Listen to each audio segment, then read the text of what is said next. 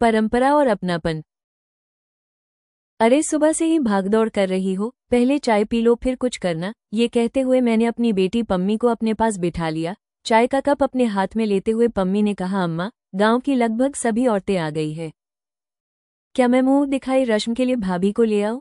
अभी एक दो लोग बाकी है, उनके आते ही मुंह दिखाई के लिए बहू को ले आना। बहू तैयार तो है ना? हाँ अम्मा, लेकिन बाहर गांव की औरतों में तरह तरह की बातें चल रही है नई बहू के बारे में।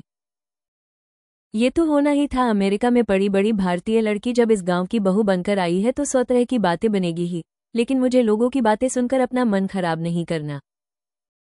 कुछ हफ्तों में बेटा और बहू वापस परदेश चले जाएंगे, ऐसे में जितना भी समय हमारे पास है वो हंसी खुशी बीत जाए ऐसा यत्न करना चाहिए।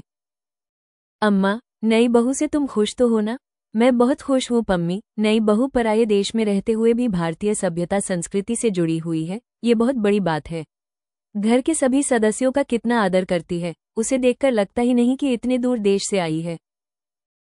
मुझे अपने बेटे की पसंद पर गर्व है। अब जाओ नई दुल्हन को लाओ, सभी लोग आ चुके हैं। नई दुल्हन की मुंह दिखाई शुरू होती है और गांव की सभी औरतें कुछ न कुछ सगुन के रूप में बहू को देती है और नई बहू धन्यवाद स्वरूप सभी बड़ों के पैर छूती है।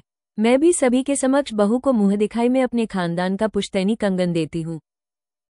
ये मेरी सास ने मुझे दिया था, आज मैं तुम्हें दे रही हूँ। इसे सिर्फ कंगन नहीं समझना बहू, ये हमारे पुरखों का आशीर्वाद है जो पीढ़ी दर पीढ़ी परंपरा के रूप में हमारे परिवार में चली आ रही है।